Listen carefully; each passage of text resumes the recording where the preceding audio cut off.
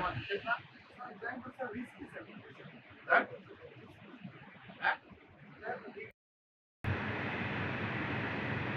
Expert এটা বোঝা যাচ্ছে।